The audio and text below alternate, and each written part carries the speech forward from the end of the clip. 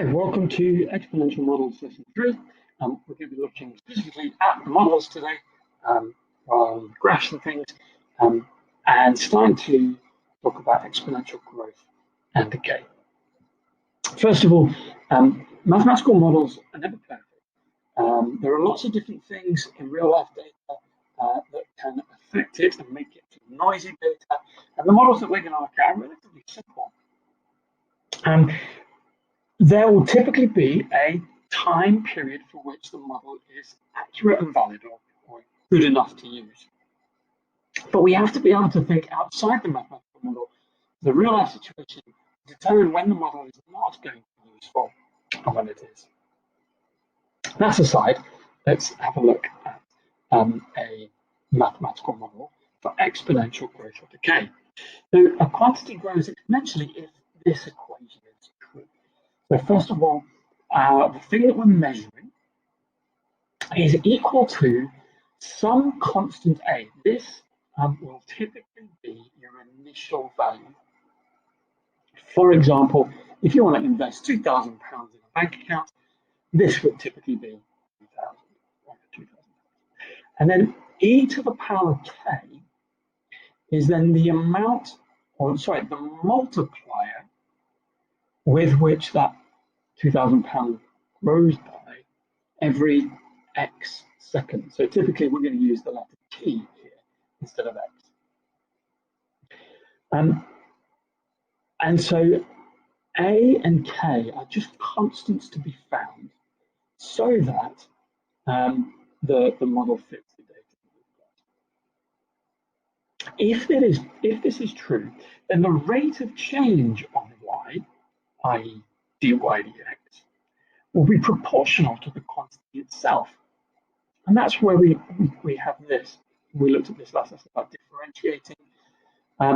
We multiply the whole amount by the constant k. And so we just get k times y. This is y. So we can just write it like this. Y dx equals k times y. Or we can write it in terms of xk times the model for y. And this sort of model happens a lot in real life. There's a few examples here. We've got population growth in terms of bacterial animals, but similarly, virus models, as current situation, coronavirus, the scientists try and model that will be using much more complicated, but nonetheless, at its heart, exponential models. Chemical reactions, we're going to look at an example. Radioactive decay, it's actually, sorry, let me show you these. So this might be a population model. The population is equal to, there's an initial a population of 50, and the multiplier is e to the power 2. And that's a model that's going to grow. But radioactive decay, we're expecting the quantity of a number of uranium atoms or whatever it is you're modeling to decrease. And so that might look something like this. The amount of radioactive element that is left is equal to your initial 50, whatever the units are, and then we're going to have a negative power here. This will make e to the minus 2, that will be a fraction or a number less than 1, so that when we raise that to the power 2, we're multiplying by this number less than 1, so it's reducing. So we're looking about exponential growth and decay, both modeled within this sort of essentially the same equation. Compound interest, investments, debts, again, they will grow or change much like this, because typically they grow by the same percentage each year, in which case we would have something like your investment, so £50, then e to the power 2, so e to the minus 2 would be your percentage. So here you could replace that with just like x, your percentage growth each year, 100% plus that your multiplier, raised to the power 2. Anyway, enough from my waffling. That is essentially this is the background. Let's put this to practice. I encourage you to pause the video at this point and have a go at this question yourself, because essentially all this is here's an equation, plug in some numbers and find out the answers. So pause it, have a go, I'll reveal the answers in a moment. Okay, so first of all, we've got here our model.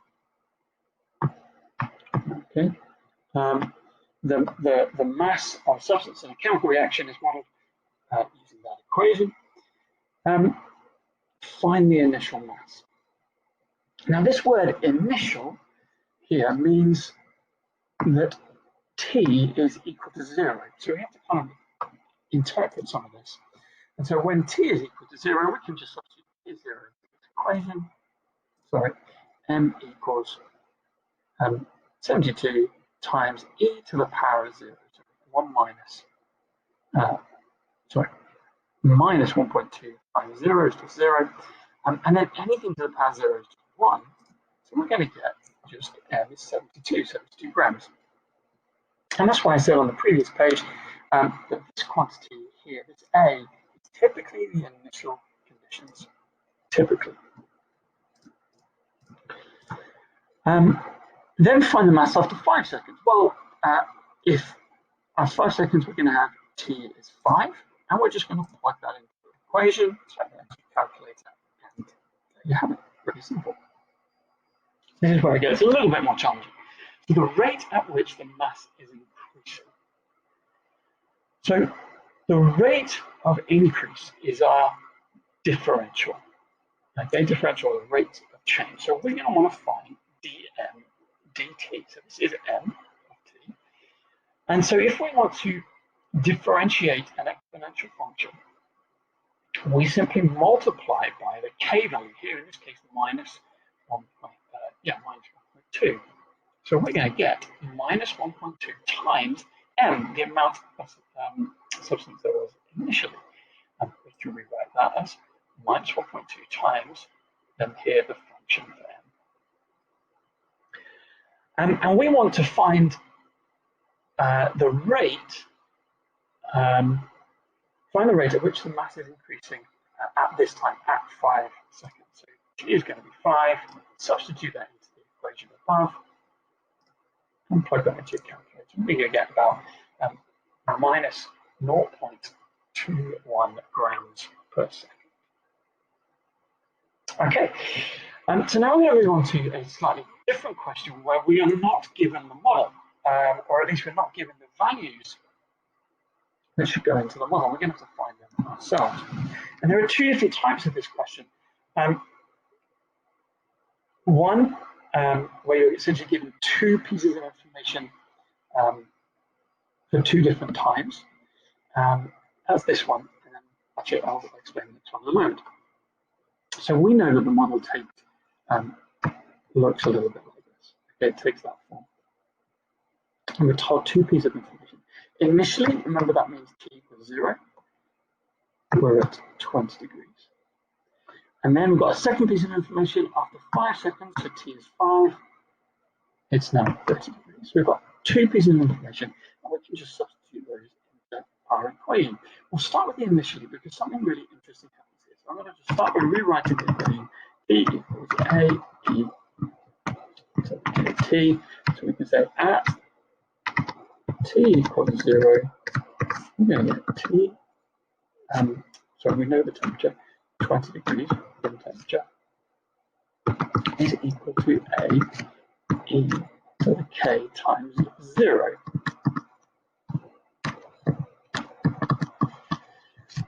Now that's the same as E to the 0.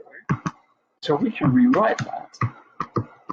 E to the 0 is 1, so we can get A times 1 is just A. So again, this A essentially is our initial condition. That's going to be really useful. We can then substitute in the second piece of information that we're given. So at T equals 5, we know that this time we have a temperature of 30 degrees. We know that A is 20, E to the, we don't know K yet, and T is 5. But again, we now have an equation where we've got all the unknowns except 1, so we can solve this. It's got an exponential in it, that's not a problem, we can use logarithms to solve that. So let's rearrange this and solve it. So divide through by 20, we're going to get 3 over 2 equals e to the 5k.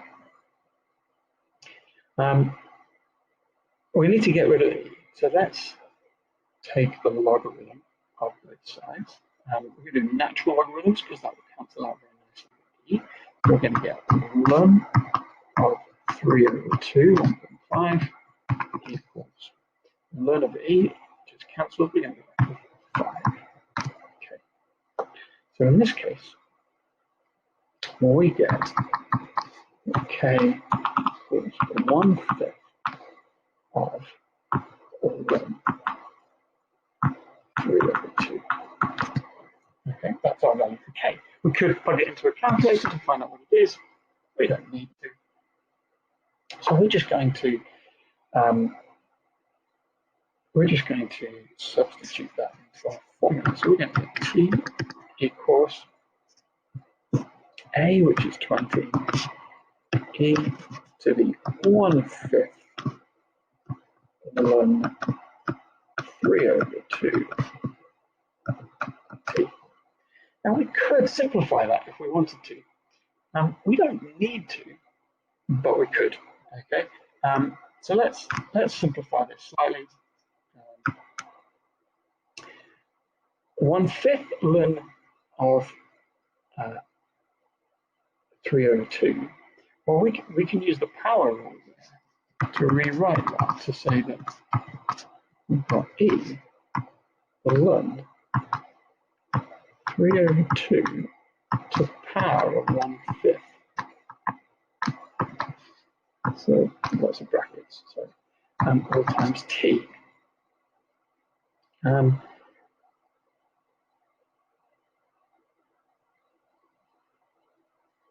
In fact, sorry, let's include t in that. So I'm going to rewrite that as t over 5. And so that would give us t over 5. So we've written, yes, 1/5 times ln 3 over 2 times t. I've multiplied the fifth and the t to give us that. And so that power then becomes, that multiple of ln becomes then power of this number inside the bracket. So we're going to get this result. And the e and the ln are going to cancel. So we're going to get t equals 20 e, no, 20 3 over 2 to the power of t over 5, or 1/5. So it just allows us to rewrite it in a different form. Either of those is correct. This is easier to differentiate, and that might be easier to understand what's going on. So the next question that we need to look at is applying this. So what temperature does the model predict the solution to be at after 10 seconds? Well, all we have to do is plug in t equals 10 into one of these formulas. It probably makes sense to substitute it into the bottom one here. So we're going to get t equals 20, the temperature equals 20, 3 over 2, 10 over 5, plug that into the calculator, 3 over 2 to the power 2, which gives us, should have done this before, 20 times 1.5 squared is 45. Now notice that in the first 5 seconds it increased from 20 to 30 degrees, and then in the second 5 seconds it's increased from 30 degrees to 45 degrees.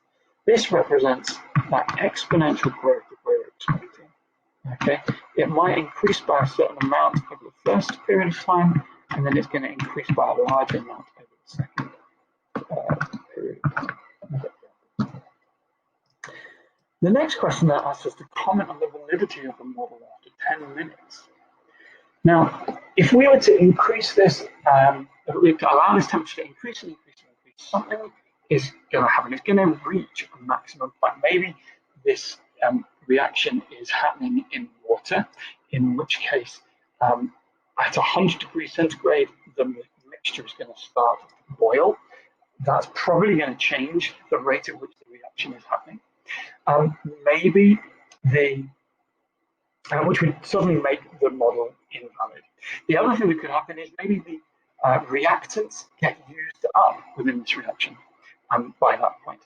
Because here at 10 minutes, that's going to be t equals 600 seconds. At which point we are well beyond probably the realms of like the limits on temperature. Let's have a look and see what happens. So we're going to get t equals 20 times 1.5 to the power of 600 over 5, and we get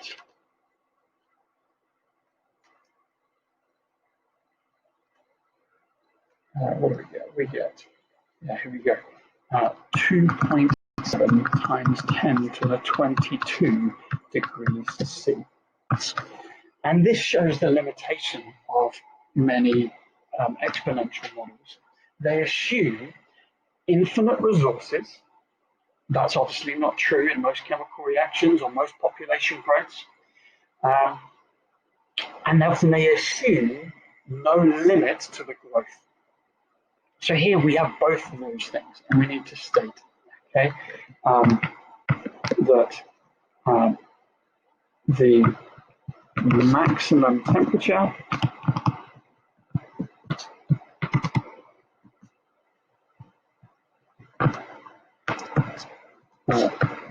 for the liquid may be reached. Okay, and the second thing here is that the reactants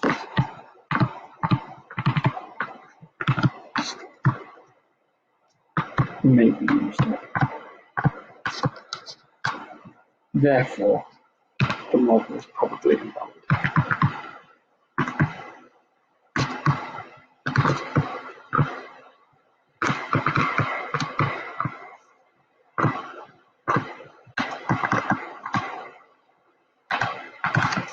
Okay.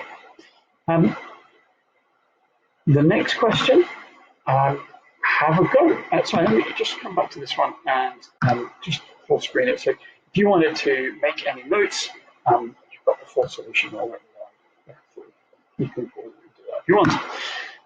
The next question is subtly different. It's the same setup, the same initial conditions. So initially the temperature is 20 degrees, but this time instead of saying after 5 seconds it's at 30 degrees, this time it says and is increasing in temperature by 1 degree per second at that instant in time. So here, what we want to do is try and substitute that in. First of all, we know that T equals A e to the kt. At T equals 0, we know that the temperature is 20. So equals A e to the 0, which just means that A is 20. That's exactly the same as before. But we also know, so we now know that T equals 20 e to the kt. But we also know that at T equals 0,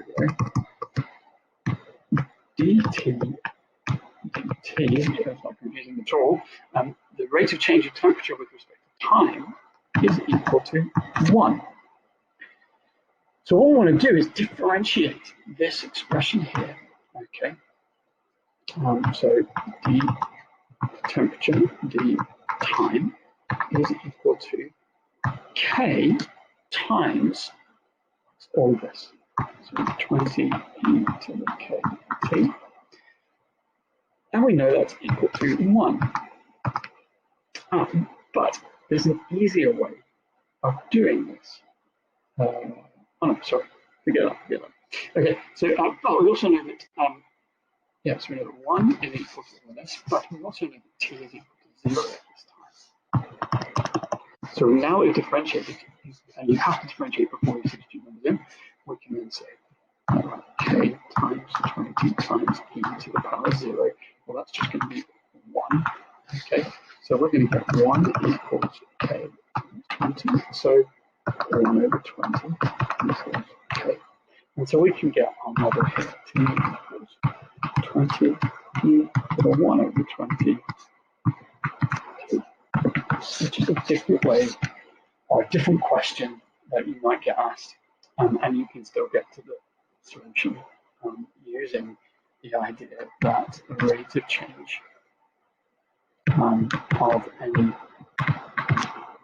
amount is equal to k times y, assuming that y is an exponential of that. Okay, so we just use that. Hopefully I explained that well enough. Pause the video, have a go at this question here, see what you can do, and then I'll put up the answers. Here we go. Okay, so here's the answer. Let me try and explain it a little bit. First of all, when t is 0, we can just put t is 0 and we get a is this, or you can just write down a is equal to that initial figure because we've seen that pattern before. Second one, we are just going to plug in t equals 36 into the equation, rearrange, take the 36th root of this bigger fraction, and we're going to get the value in the question. And then over here, a little bit more complicated, we're looking for the time when the value drops down to 5 or below 5,000. So let's just find when it drops to 5,000 exactly. So we'll set it equal to rather than inequalities. I'm going to get this equation here, just like shooting it into our model. And now we're going to want to rearrange. So we'll divide through by this number here. And then because we're trying to find the power that gives us this answer, we need logarithms. That's what logarithms are for. Now I'm not going to want to take the logarithm of that big ugly base. You could do, and with the modern calculators, that's not a problem. But I just want to show you how you do it using natural logarithms or any other logarithms. I'm going to take natural logarithms of both sides, use the power rule to move the t down here, and then you can divide this logarithm by this logarithm to give you your answer. Now, a slight complication here, we're going to get t is equal to 56 point something months. Now, if t was equal to 0.5, half a month, you would say you're in your first month. Okay, because it asks you during the nth month. Okay, so we're trying to find when, in what month, we're looking at the nth month. So during the first month, you would get t values of from 0 to 1. The second month, you'd get t values from 1 to 2. So 1.8 would be partway through your second month. So here we have to round up, or round up to the next whole to give us the 57th month. And that little bit of thinking is often important in some of these questions to figure out whether you have to round up or round down, or just go to the nearest. I hope that's been helpful. You now have all the information you need to access all the questions in exercise 8C. Have fun.